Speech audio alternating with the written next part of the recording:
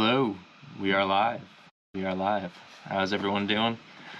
Give people a few minutes to filter in. Happy Friday. Hope everybody's doing really well. Can everyone hear me okay? I'm testing yet another new variation of my streaming setup. I've got my GoPro set up now for audio and video, so hopefully that's working.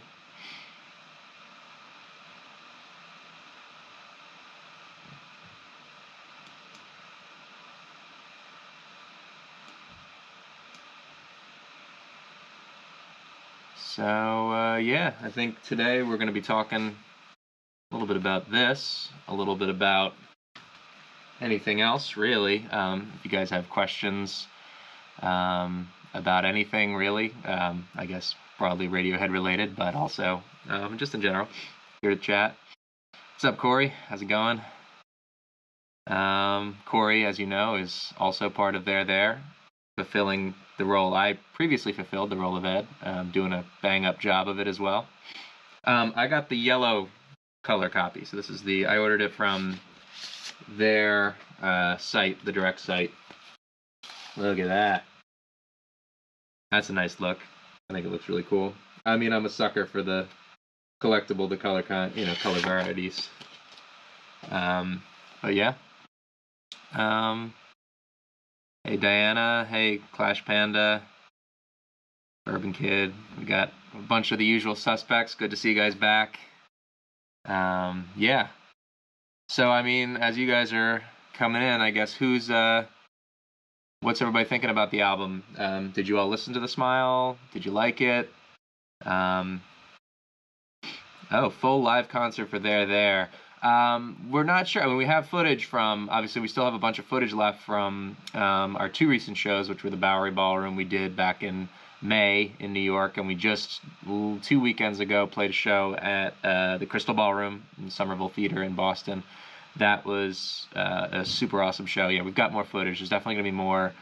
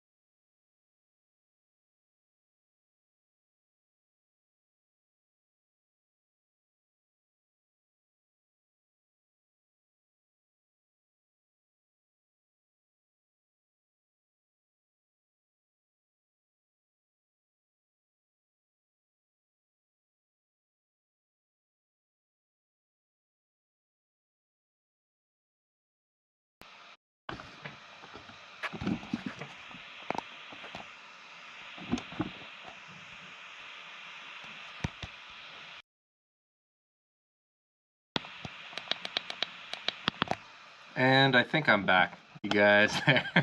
Thanks for the buffering icons. Let me know, first person, let me know they can hear me again, gets a prize. I don't know what.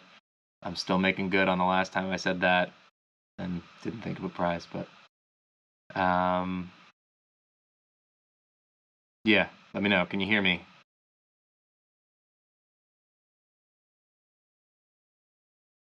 Anyone? Oh, thank you, Taka, and thank you, Clash Panda. All good. All right, thanks, guys. Sorry, someone got his new GoPro toy and forgot that there's an auto power off setting.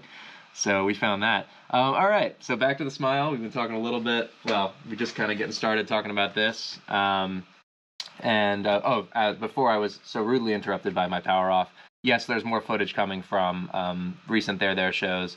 And I'll lead by saying we'll come back to this later in the discussion, but there is another There show coming, a free There show. If any of you guys are in the kind of Philadelphia area, Bethlehem, Pennsylvania, we're playing at Music Fest. Really awesome slot. It's going to be a 2.5 hour slot on one of the side stages on Saturday, August 6th. So mark your calendars if you're around. I've actually got I've got the set list, what we're planning in front of us, and I won't give any spoilers, but there's going to be at least 10 or 11 new songs that we've never played together in our current iteration. So I'm really excited about that. Got to get wood shedding real soon on those. So this is The Smile, a light for attracting attention. I'm really happy. It took me a while to get the physical copy. I pre-ordered it when it was announced. And I ordered it directly through the band, as opposed to, I know some folks did it through XL recording site, and some folks obviously got it through other retailers. This is the yellow, limited yellow variant. And yeah, so it took, maybe another couple weeks. It shipped internationally. I got like notifications that it had cleared customs and stuff, which is awesome. I really like the artwork. I mean, again, at first I wasn't sure, sometimes it takes the, Radiohead and Smile and Stanley Donwood artwork a little time to sink in for me. Like Moonshaped Pool is actually like probably one of my favorite artworks of his, and when I first saw that, that the silhouette of that figure on Moonshaped Pool, I wasn't sure about it, but then I ultimately came to really, really love it, and I've got it, on the rug behind my drums, and I've got the t-shirt and everything like that. Really love that. So I think this is a really cool design. The lettering is like embossed. It's like glossy a little bit, which is really cool.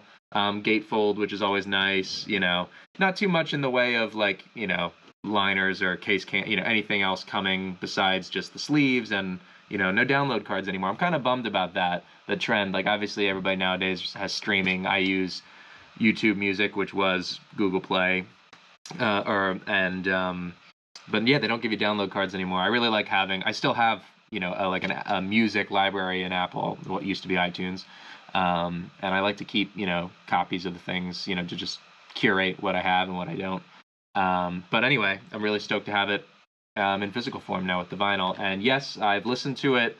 I try to, usually when new, Radiohead and Radiohead-related content comes out, I binge it to my heart's content, and then I wouldn't say I get sick of it, but, I've almost, the novelty of it doesn't, hit me as the same way if I listen to it too many times. So I tried to listen just a few times to the album before I got the physical copy, listened again to the vinyl last night.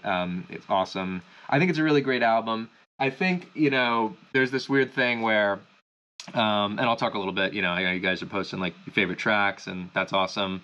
I'll talk a little bit about each of the tracks and which ones I like more or less.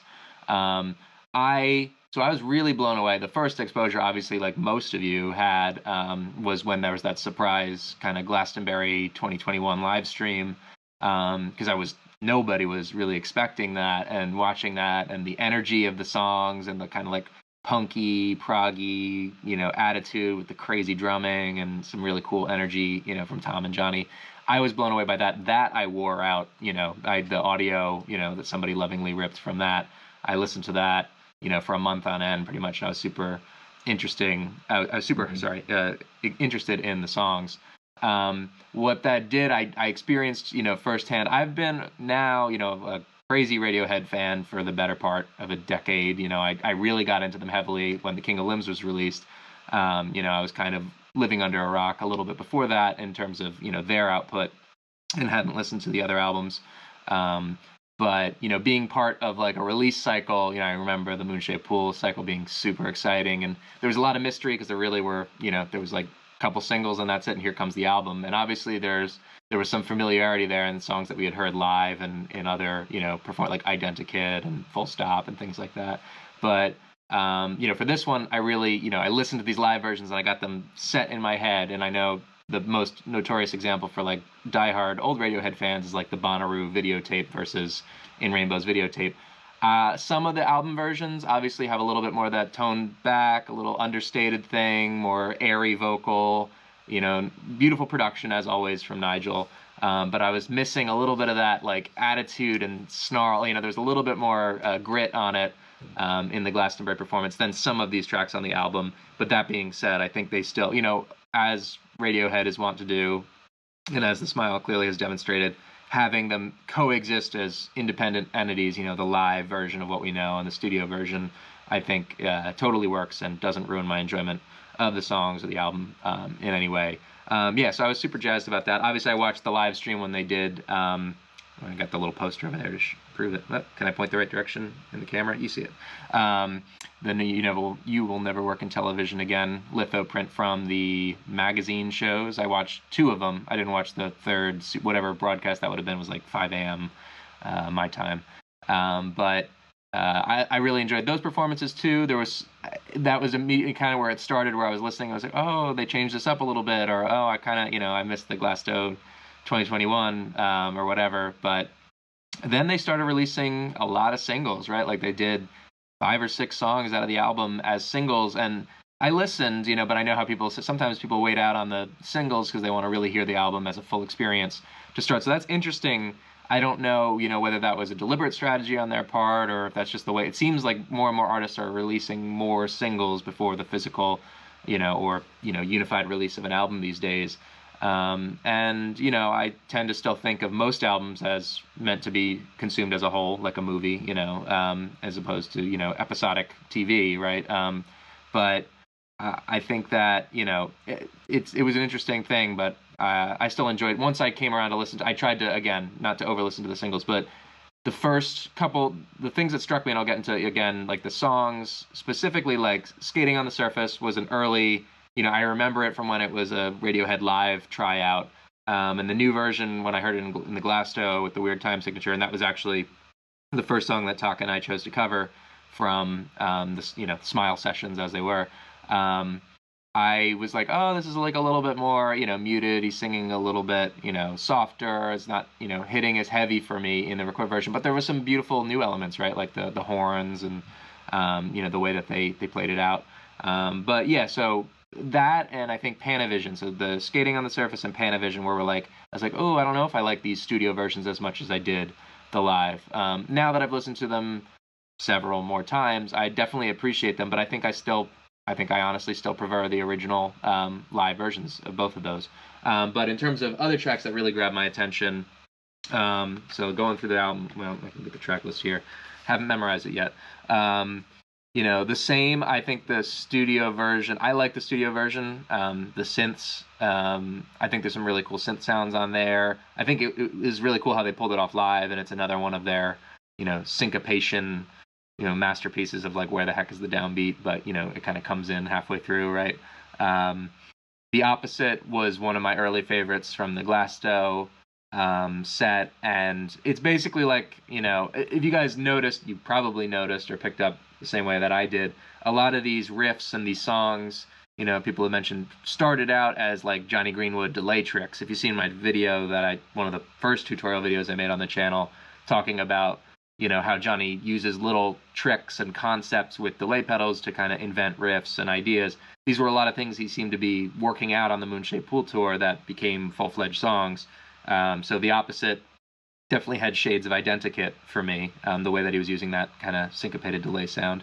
And I was disappointed Tom sang it a little differently at the magazine show and on the album than he did on Glastonbury. Like he carried out more of that syncopation and mirrored the guitar a little bit more, whereas I feel like on the album and at the magazine show, he was kind of cutting off the ends of his vocal phrases a little differently, and I was like, ooh, I kind of missed that original melody. But I think it still slaps. I think it's one of the coolest songs on the album for sure. You Will Never Work in Television Again, that was where during the first, the Glastonbury performance, and in terms of the tracks that have that like sonic youth or punky energy that I don't think Radiohead's incapable of, and hopefully not in the future. Maybe that'll carry over. And obviously, it was a hallmark of like Hail to the Thief era, that kind of grit and aggression, or OK Computer, things like that. But I thought it was a really cool spin. It had that, I think it's like a drop C tuning. It sounds like got that cool open sounding tuning. So I thought that was one where I was like, the album version I think completely captures. I think it was very close to the spirit of the original live performance. So I thought that was really cool. Panavision talked about a little bit. I think that to me struck. I liked it on the Rhodes piano. I mean, he moved to do it on piano, actual acoustic piano, but I kind of like the version where he uses the Rhodes in Glastonbury. I thought that was kind of cool. The Smoke is so groovy, short, memorable bass line. You just can't not like think about that bass line. The unison riff between Tom and Johnny. Crazy. I've been trying, and I'm sure I've disappointed Taka, but I've been trying to learn that drum beat. Tom Skinner is a hell of a drummer. I am but a humble, self-taught, drummer. I love the drums. I've talked about this before. Sometimes I feel like I love them even more than guitar. But that hand coordination, that kind of bounce in the wrist to get those 16th notes really clean, still can't get that as clean as he does. I think it's a really cool groove. So see it, Speech Bubbles was like one of the first of the ones from the magazine stream, like the new songs, that we hadn't heard from Glastonbury that I thought really wowed me. There were echoes of like the present tense in some of the guitar figures, like some of the rhythms in it, and kind of a cool like discrete sections, right? Like kind of the intro and then the kind of B section, and then there's like a whole coda. So it really has that linearity that a lot of really great Radiohead songs have, where it's not really verse chorusy or predictable. It just has separate movements, and they all sound really, really beautiful. I thought that was a beautiful song. Thin Thing was, so when I first saw it at Glastonbury, I thought it was really cool, but I wasn't like, I didn't like lock in on as much as I did like We Don't Know What Tomorrow Brings or Skating or other ones. I wasn't thinking about Thin Thing. I was like, oh, this is cool and all over the place time signature wise, but it didn't make as much of a mark for me. Then over time, it's become one of my favorites. So I think that's in one of my top 5 from this album, Thin Thing. I think it's just super cool. They got rid of.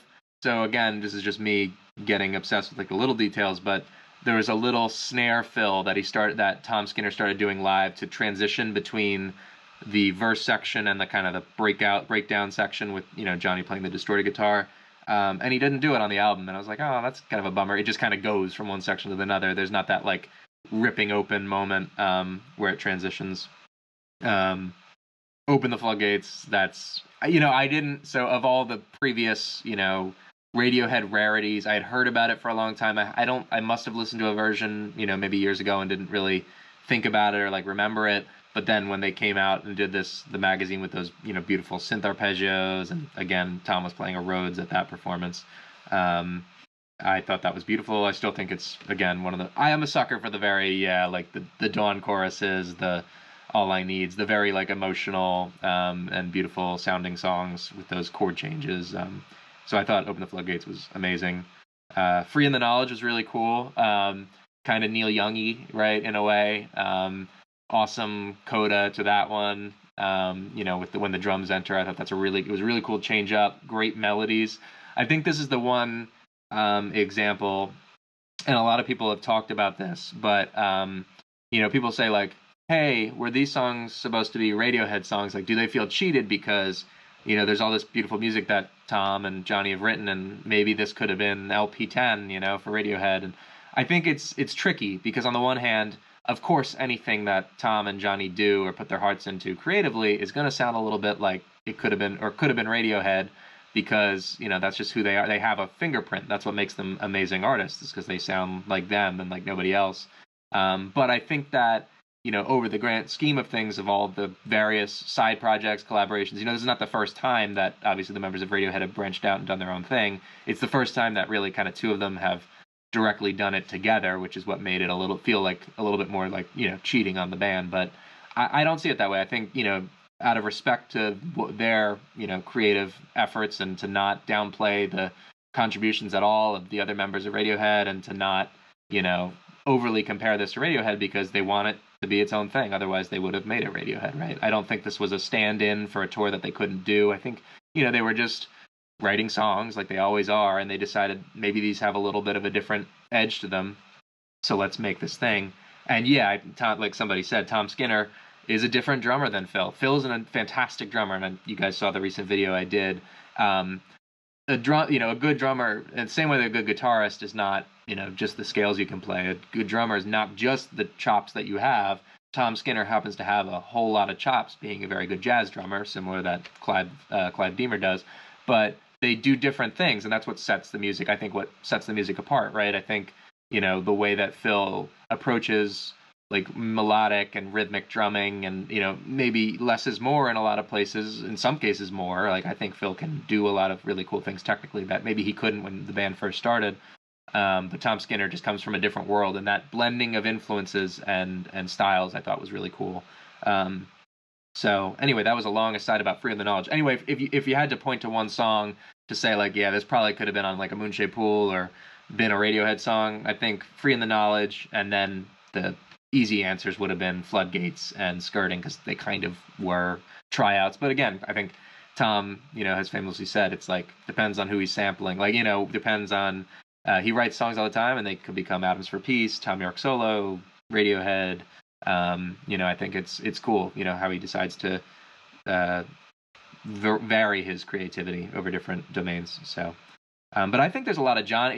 People will say like there's a lot of Tom in this album, but there's a lot of Johnny in this album, right? Like in terms of the weird, the time signatures, the choices of the angular stuff, the playing around with delays and cool stuff. I think that's a lot of Johnny, and I'm really excited to hear that. So a hairdryer, that was like originally titled I think Blue Eyed Fox, because that's kind of like the refrain lyric. Really cool intro. They didn't. So people were theorizing because the set order. When they played it at Magazine, and there was the transition from Free in the Knowledge to Hairdryer, they get that like loop drone going, and it kind of carries over.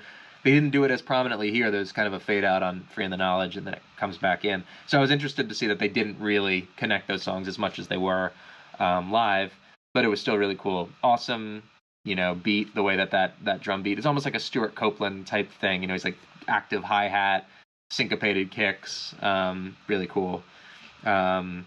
Waving a White Flag. This was the point during the live stream where I texted Corey and I was like, wow, it's cool that they're covering like the Tron Legacy soundtrack, because it had those like, those kind of Tron mix of, I don't know, the Wendy Carlos and Daft Punk and all that kind of early, Tangerine Dream, Kraftwerk, that sequenced kind of synth sound, which Radiohead certainly has used plenty of times. But just to hear it as this version of a song for the Smile was cool. But then the drums come in, and of course it goes to a different place, like a lot of the songs do. We Don't Know What Tomorrow Brings. I was super pumped. This is still one of my favorite songs. It was when I saw the original Glastonbury live stream, I was like, oh cool, like a Joy Division type song, which Radiohead have had plenty of because of that drum beat, that propulsive, the motoric kind of drum beat. But I just loved the mood of it, and I loved the sound. It was like dark and crunchy and those deep synths. The Johnny playing the bass pedal synths, that like really fat, blooming synth sound, I thought that was awesome. Still sounded great. So that translated well to the record too. There was a little bit more edge to the original Glasto, and the guitar came in later, so there was like a little bit more of a release when the guitar came in, but the guitar comes in at an earlier point, I think, on the studio one. So yeah, you win some, you lose some. And then Skating, which skirting, it's skirting now. I keep calling it Skating, but it looks like an R, but it could also be an A, so I'm just going to keep calling it Skating. Yeah, I don't know. I think it's very beautiful on the album, but I still prefer the live version, I think. So I think like top 5 songs in no particular order.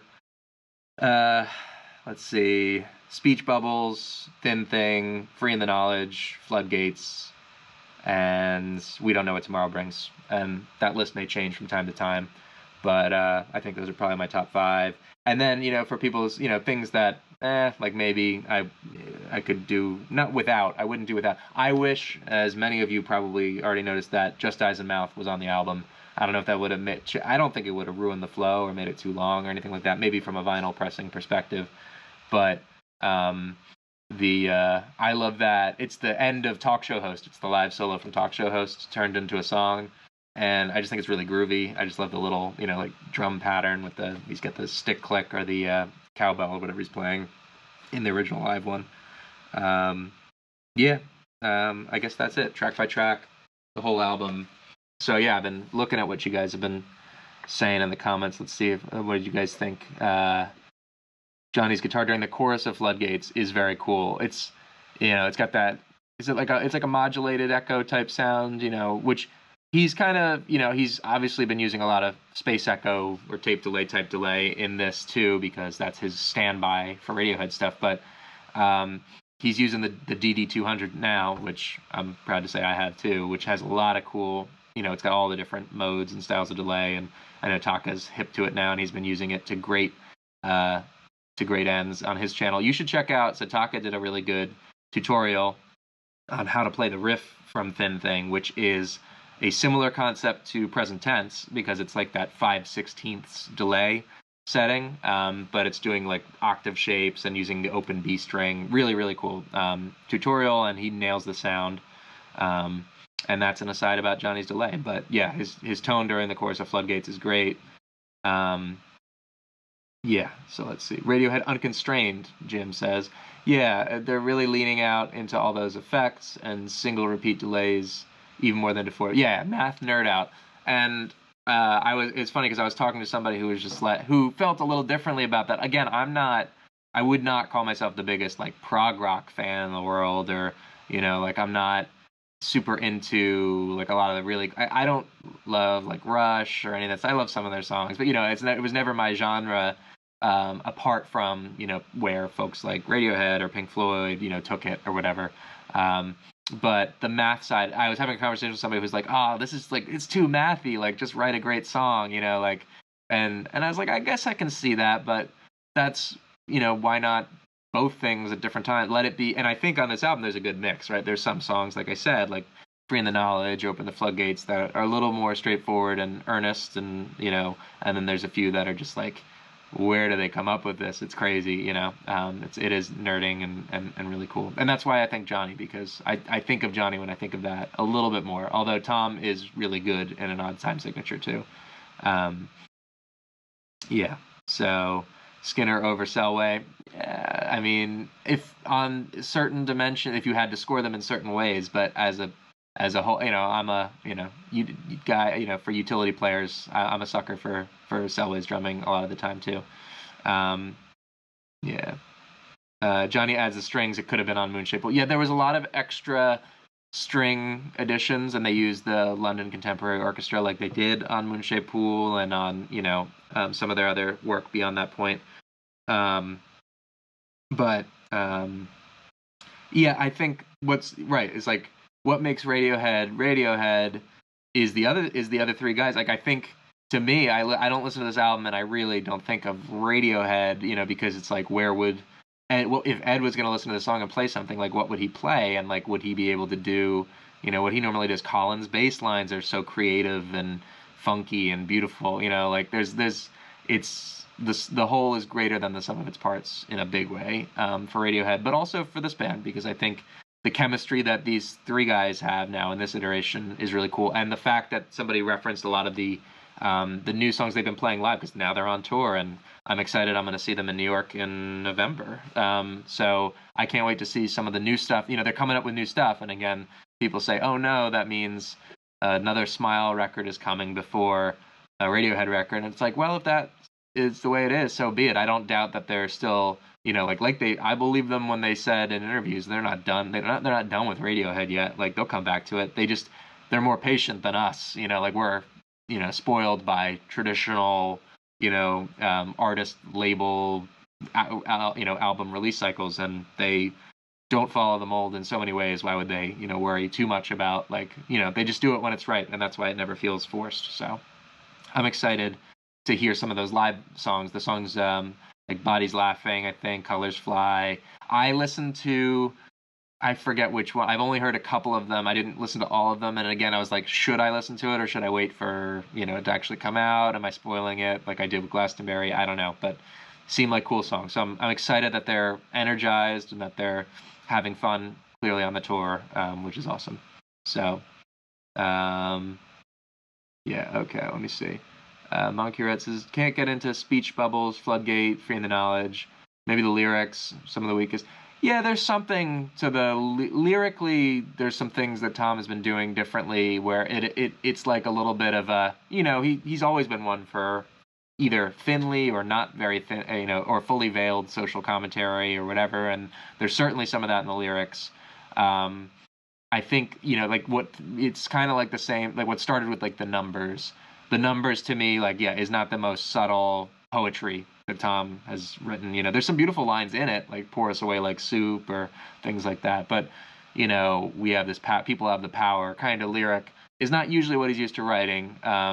It's more about revolving doors and all sorts of weird stuff. But it depends, where it comes from. I think if it's still a genuine expression, I mean, of course, the first thing is if it doesn't resonate with you, then it doesn't resonate with you, then that's fine. And I don't think, certainly Tom doesn't care, and that's okay. But it works. Um, but I think that, yeah, it's like, it just depends. I think I could see why people might not be able to get into those songs for that reason. But yeah, because lyrics, yeah, I think, to be honest, yeah, when things throw me off in other artists that I've liked for a long time, but then they make something and I'm like, oh, I don't know. It's usually because of the lyrics. It's usually not because of the music first. It's sometimes something makes its way into the lyrics and it doesn't really sit right, or doesn't feel like a genuine expression.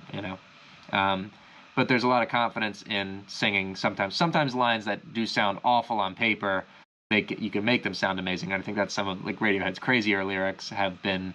It's like, what, that, sucking on a lemon. Who would write that in a song and make it seem cool or like funny or, in a way that actually works?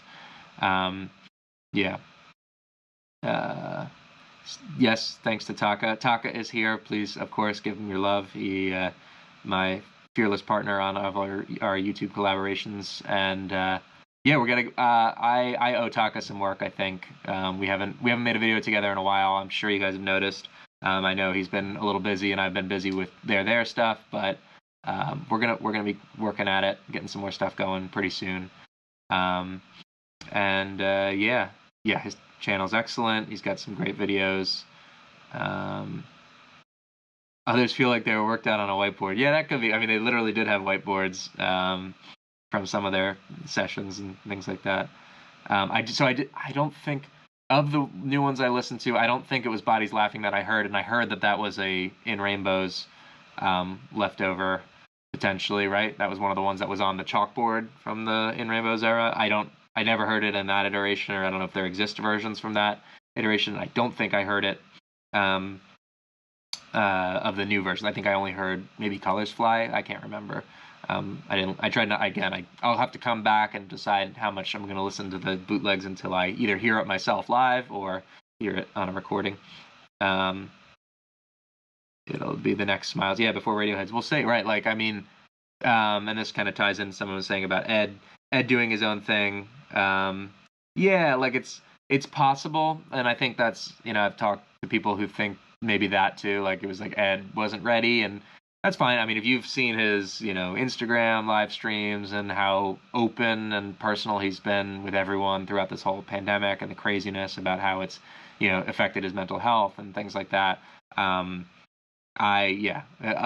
avoid a parasocial semblance of a relationship, only having met the man briefly and knowing that he doesn't really know me and I don't really know him, but I think it's, it makes sense if, that's what he wanted to do. And I know, like, not from a perspective of I can't do Radiohead, like I want to do me, because he was starting to do that. He was getting off and going, right before the pandemic hit. Last show I saw before the pandemic was Ed in New York, and it was awesome. And I think that, yeah, I think Earth like was an interesting start, and like I think he can go upwards from there, because it was like, I think it wasn't maybe the most consistent album, but I think there was really cool moments on it and some really cool songs and ideas. So I think wherever he goes with that, if it's what he's working on now with the second thing, I'd be very curious to hear where that goes and how that sounds. So I'm excited for all of them, and I think Phil's working on something too. So, and he's probably had the second longest or the longest solo career out of all of them, right? He's had 2 other albums, at least 2, and maybe some soundtracks, I think, under his belt as well. Yeah, I mean, let them do them, and let it make sense for them to come together when they need to. I mean, I remember the Waiting Game, which it feels like it was a lot longer now, but it's not as long. It hasn't been as long as this. But between King of Limbs and I was like, oh, when are they gonna get in the studio again? You know, and I remember all the articles coming out like they're in the studio, but it's taking a while. And who would have known, right? That Moonshaped Pool would have come out of that. And apparently it was very difficult. Of course, it was a very difficult time for them personally, and a lot of them, you know. So Olympic would be was one of my favorite tracks on the album, like that groovy thing. I don't know, maybe he needs to get Omar Hakim back to do more crazy, you know, funk jam kind of stuff, and Nathan East, because they're the famous rhythm section of many session, much session work back in the day, and also Daft Punk, Random Access Memories, amazing album. Yeah, so I don't know. I think I've caught up on what most of you guys are saying here. New Blur record before Radiohead record. Is Blur? They the last thing they did the Magic Whip? Is that what it was called? I don't think I listened to that album fully. I'm not as deep on Blur. I mean, I know their like the earlier stuff. My favorite album probably is like The Great Escape. That's what it's called, right? I think so. Modern Life is Rubbish, Great Escape, and Park Life, like the Britpop trio. Yeah, I don't know. I've more been following Damon since I've been following Gorillaz, and I'm actually behind on Gorillaz too. It's like bands that just start getting really prolific all of a sudden. Like the Gorillaz notoriously gone for, you know, years between albums, but now like Damon and Jamie are just like firing off at a pace. They had the whole Song Machine, which I think I heard most of those songs, but I didn't hear the whole album. And now they've got, you know, other stuff coming down the pike, so I'm gonna have to catch up on Damon Albarn, Gorillaz, Blur, and like King Gizzard and the Lizard Wizard, which I think is just one of the best band names of all time. Really cool, good guys, and obviously big part of the zeitgeist. Everybody loves King Gizzard these days, but they released way too many albums for me to keep up with. I just can't digest that much. I mean, I remember the year they did the 5-in-1, and I was like, wow, you know, like, and I listened to all those, and they were all so different. But the other band of Casablancas, that's the Voids, right? I haven't heard much of them now.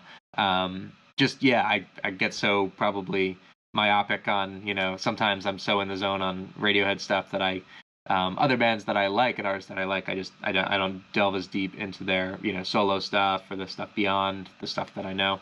But it seems cool. I know it's got an experimental edge to it. I think I've heard a couple songs. A friend of mine kind of turned me onto that, but not enough to recall or to speak with any amount of detail on.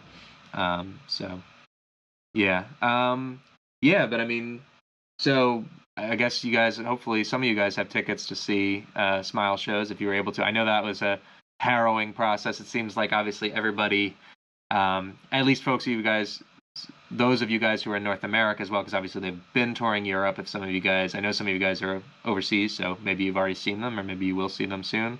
For those of us in North America, with the usual drama of, you know, Ticketmaster plus or minus like their pre-sales. I managed to get tickets to the pre-sale, but I heard it was really hard for people. I tend to have mixed luck, but sometimes really great luck, you know, when it comes to Radiohead tickets in particular. But I was lucky to get tickets to go see them, so I'm super pumped about that coming up later this year. And tickets in DC are now $400 plus. Yikes! The main you know, if anyone is obviously followed what's been going on in the ticket industry and the music industry at large for many years, that it's getting worse and worse. Obviously, demand and the crazy amounts of demand, the artificial restrictions on supply, the rise of reselling, Ticketmaster's complicit nature in reselling and things like that. It's tough, and especially now, you know, coming out of the end of the pandemic, where more and more people want to go see live events because that's the thing they've been missing out on for 2 years, you know, whatever. It's getting a little wild out there, but hopefully to all you guys, you know, the good thing about Radiohead fan community is we're generally pretty good to each other, pretty okay dudes and dudettes, but like, you know, through Reddit, things like that, I was able to score extra kind of face value tickets to Radiohead shows in the past through Reddit and through people on, you know, message boards and communities. So be good to each other, share the love, share the tickets if you can, and give somebody else an experience to see them live, to see Tom and Johnny or to see Radiohead. it's an amazing thing. You know, I feel like obviously this must be how. Yeah, I'm not a huge like Grateful Dead fan, but you know the people that talk about like the experience of seeing the Grateful Dead live, like to me that's what I do when I talk about seeing Radiohead live to people. Um, it's awesome. So hopefully you guys will get a chance to go see them. Yeah. So, but in the meantime, yeah. So coming up for the fall, we're looking to. So they're there. Besides the show I mentioned before, we're playing in Bethlehem, PA, August 6th. It's going to be a big festival set. We're going to try to make it a Radiohead festival set and play a whole bunch of songs, including new ones that I'm looking at but won't talk about yet. Um, we're going to try to play, you know, we're hopefully trying to get another date in the New York area for the fall or winter. You know, we just played the Bowery, so hopefully we'll be back maybe around the same time as the Smile show. Maybe we do something special with that, but we'll have to see. Again, just depends on the booking. Hey, Landon. Welcome, Landon. He's obviously a famous YouTuber of Canadian origin with an excellent gear review and you know, guitar demo type channel. He posts a lot more videos than me. He puts me to shame. So go check out his stuff. He's got some cool stuff. Great sense of humor. Good guy. Yeah, first Radiohead show after 20 years was their last show to date in Philly. I was at that show, the final show of the tour, 2018. It's tough, yeah, affording to see them or the Smile, you know, it's, yeah, like, hopefully you get lucky, but, you know, I'm hoping you can. I hope it's not true. Maybe you'll be able to find something at a reasonable price in the future when they come back. Taking time. Yeah, Landon's putting 800 guitars back together. Every time I look up at my YouTube notifications, Landon has assembled another beautiful looking guitar, and I'm always jealous. I'm like, ooh, that looks cool. If I had the, you know, the patience and, you know, the diligence to make those videos and to make those guitars, and they sound great too. So that's a bonus. Oh yeah, he played the Banana Cove solo. That's cool. Yeah, I know he like me is into that. You know, that Benz era is, especially the B-sides. They're a big treasure trove of awesome songs and solos and stuff. How is Charles fitting in? Jeremy, yeah, you're referring to Charles Baymig, who is bassist extraordinaire now for They're There. We love Charles. I'm super jazzed to have met Charles and to be playing with Charles. You know, it was like one of those things. We were going through some lineup changes and things were kind of moving around. It was bittersweet because we were saying goodbye to some of the founding members of the band, and I kind of joined the story late, but I'm really glad that I have. And it was one of those things where like, okay, let's, you know, put out ads. I don't know who we're gonna find, and luckily Charles was one of the first people we were in contact with, and I just remember, you know, we kind of did the audition thing and got to know each other, and I think we could all kind of tell it was really working and it was really vibing well. Same with Corey, of course. Obviously, Corey, welcome to the band as well. But you know, I know Corey pretty well, going very far back, so I didn't really have any doubts that he would be doing what he was doing in a major way. So stuck in the '90s, can't help it. Who doesn't want to be stuck in the '90s?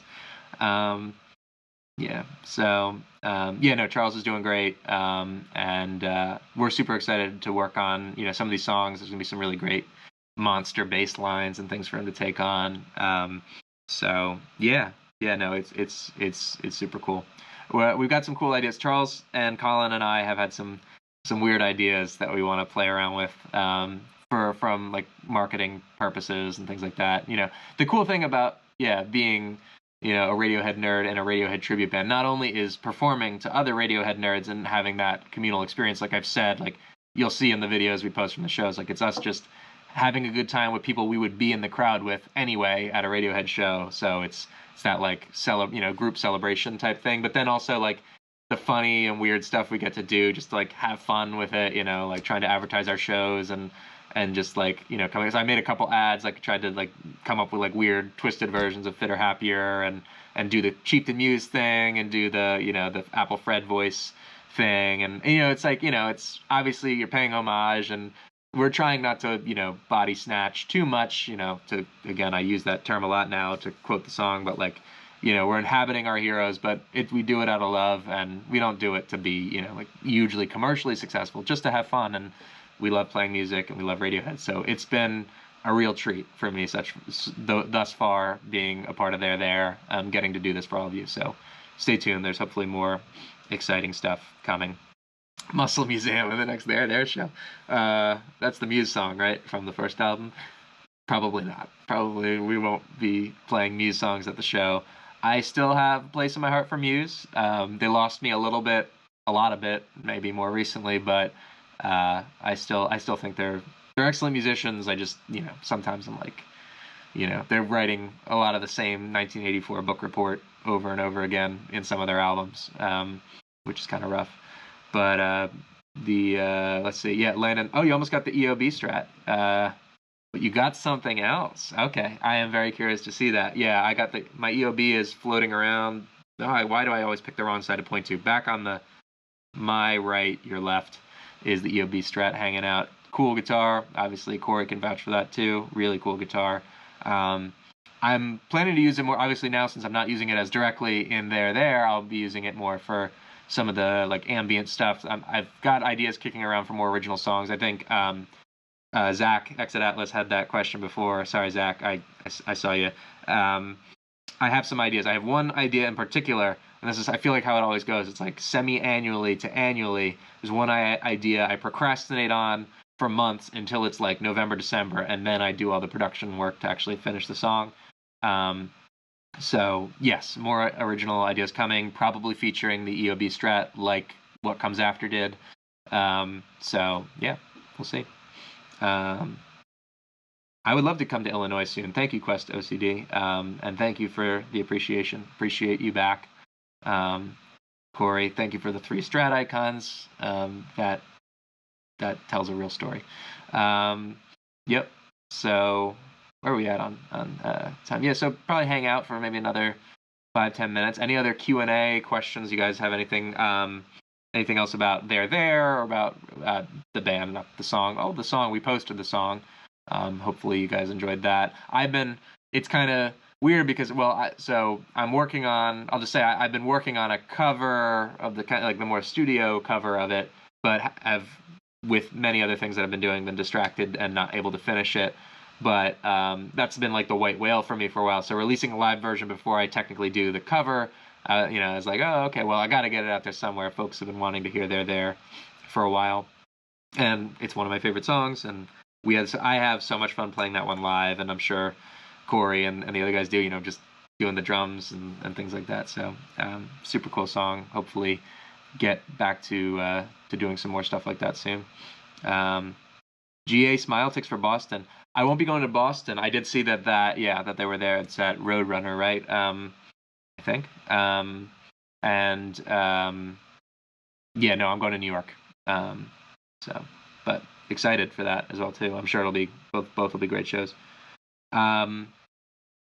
Yes, definitely covers with Taka planned. I owe him some work, and we'll probably talk and get back into the swing. We actually have another one that's been not mothballed, but quasi. It's just been in a state of limbo. It's sort of a collaborative effort, and people's schedule. It's been difficult. We're just trying to manage schedules, but it's a really cool one that's coming. I want to guess in like the next month is my guess on that one, and then we have a couple others that should also be working out soon. Other there shows besides August 6th. So right now, August 6th is the one on the books, but I hope to be able to tell you about some more, perhaps in the New York area, perhaps in the Boston area again. But TBD, probably for the late fall, early winter, and possibly known about in the next 2 to 3 weeks. We'll see. Colin will let me know. He's the man with the plan, so he'll let me know what's coming up. And then, have I ever learned to play Maquiladora or thought of performing it? Yeah, I love Maquiladora. I want to both learn it, cover it, play it live, all those things.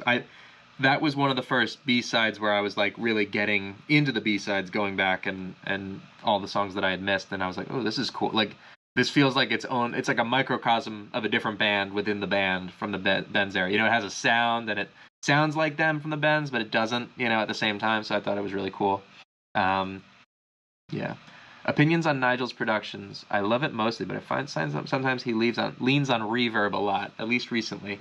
I think sometimes he does, and sometimes he really doesn't, right? Like some of his drum sounds or some of his, production choices recently are more dry and ASMR-y almost, like the in rainbow, some of the in rainbow sounds and some of the moon-shaped pool sounds. But vocally, for example, like Tom definitely tends to be using a lot more reverb these days.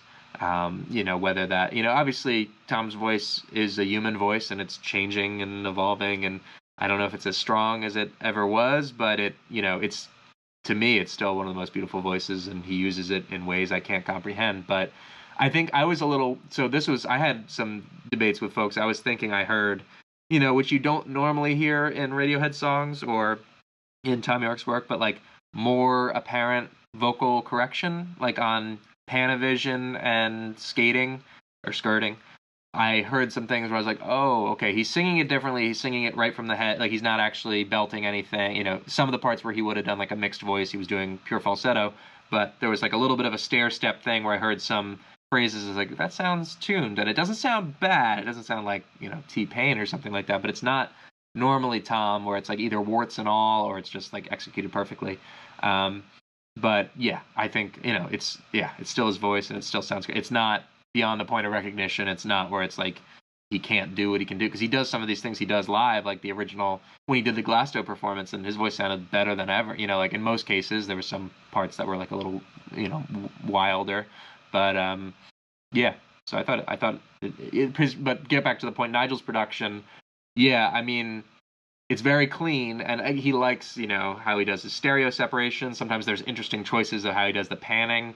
I don't know if I would do it differently. It depends, obviously, but, I'm just but a fledgling, self-producer myself. But, yeah, I mean, I would be very curious to hear how he approaches the next Radiohead record when he does in time, and how that reflects like where he's going to be in 2 years from now or whenever that happens, right? Like at what point will he be? I thought his if you guys haven't listened to the BBC special with him talking about the production for OK Computer, he goes track by track and he talks about all these really cool stories and little things you didn't know were in there, like the sound of like the code starting up on Let Down, or Tom singing a boop alongside the boops in the beginning of Paranoid Android. All these kind of things where you're like, oh, no way. Or my favorite was that in Subterranean Homesick Alien, Tom York starts on the Rhodes piano and Johnny finishes it, so it's the two of them on the same track, like they switch off.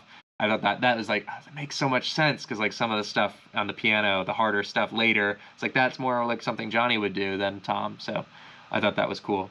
So yeah, I mean, Nigel's one of the best and well-revered producers in the biz, but yeah, he makes choices, and sometimes those choices don't always resonate, but it was cool to hear. I actually watched an interview with, if you guys don't know Justin Meldal Johnson, I'm probably pronouncing that wrong, but he was the band leader and bassist for Beck for a long time, like starting in the 90s. Super cool musician, like just very talented, and he had a great band around him. Obviously, Joey Waronker, who was with Atoms for Peace, was Beck's drummer for a long time too. He talks about Nigel producing them when they made Sea Change and they made Mutations, like the albums that Beck did with Nigel Godrich. And it sounded like, I was like, oh man, I wanted to be in that room, because it sounded like he's such a cool, creative mind, like direct producer, but not like, like a asshole to work with or anything like just like, smart, but fun and, good to be around, and gets things done in a really cool way. So I would love to, I dream every night of being able to have Nigel Godrich produce something with me. That would be awesome.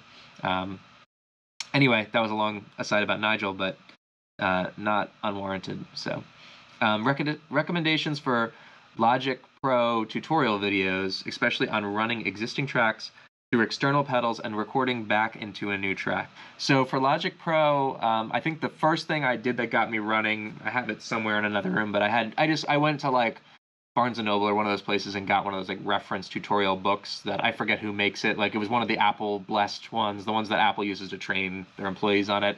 And those are pretty basic. Like they'll give you pretty much everything you can do, but not exactly like the creative ideas of how you would use it. Just like, here's where you find everything. And of course, I go through that tutorial, they walk you through it, and then I promptly forget most of the things I've learned until I have to do them. So I think the best way really to learn any system is just use it and then look up things ad hoc as you're learning them. And usually the help articles are pretty good on Logic, and there's a good amount of people using it these days, although probably more still Ableton and Pro Tools and stuff. But running existing tracks, so this particular question that you asked, Jim, I've had to address a couple times.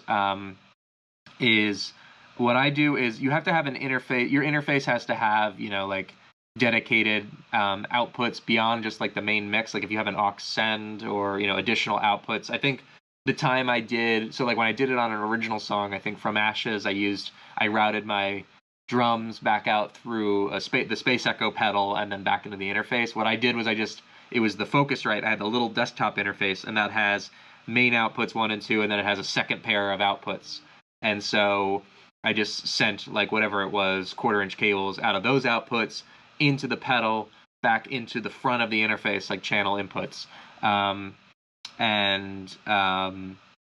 drawing a blank on I forget what I was going to say.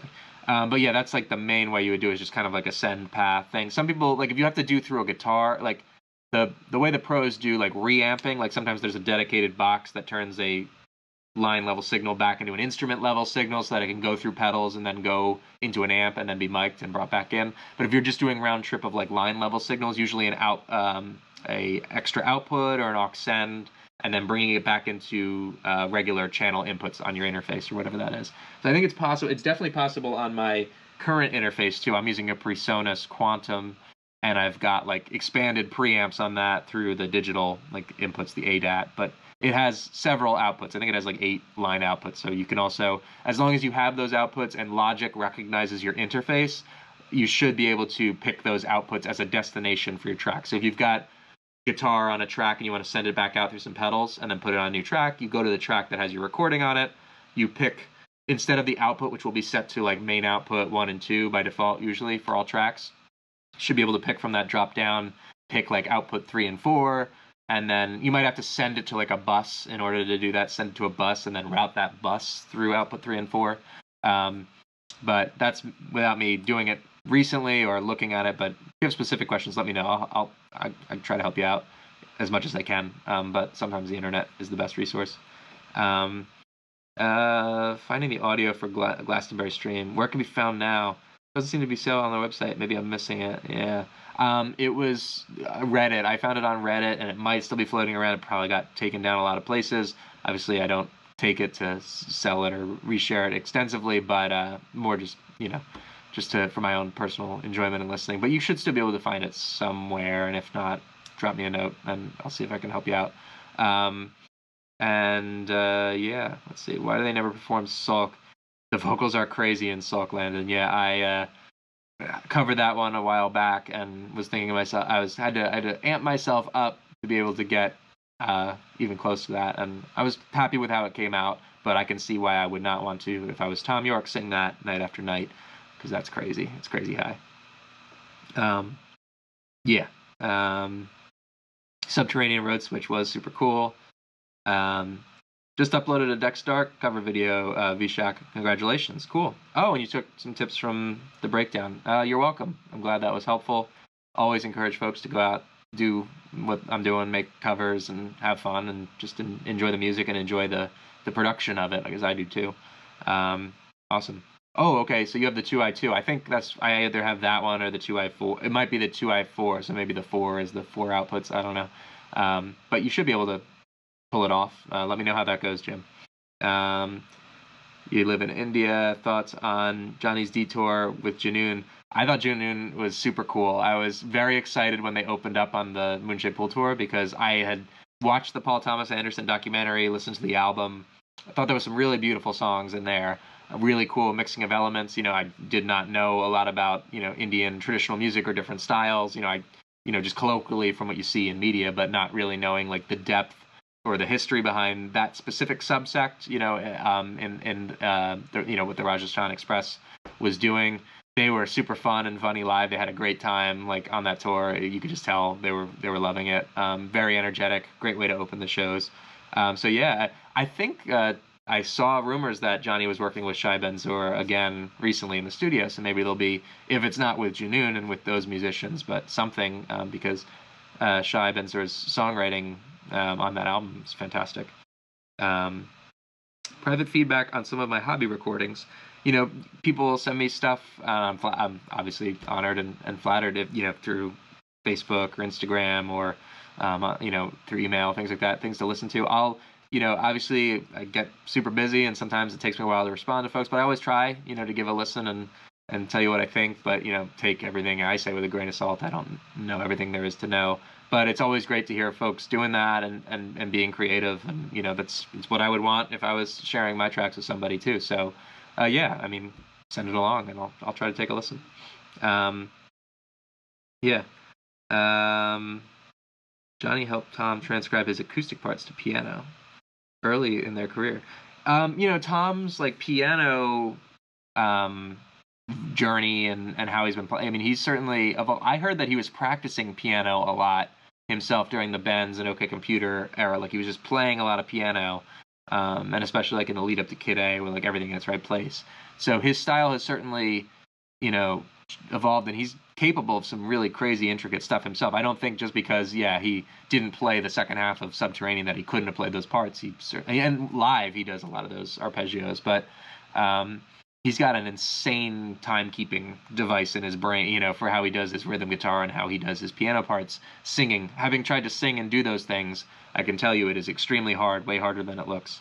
I mean, I think it's something he's worked at, and he still has a unique style. Like some of his arpeggio techniques, like I always think of the live version of like Spinning Plates, and it a lot of the stuff from like the Suspiria soundtrack and era Glass Eyes, the way he does those like broken arpeggios, or the way he takes major seventh chords and he kind of splits them across the octave, or like I think they call that like open voicing or open intervals, something like that. That's very distinctively Tom piano to me. And then Johnny has a little bit more of like the classically trained flair, like the way he dresses things up or jumps between inversions or does different octaves. That's like more Johnny's thing, I think. Yep.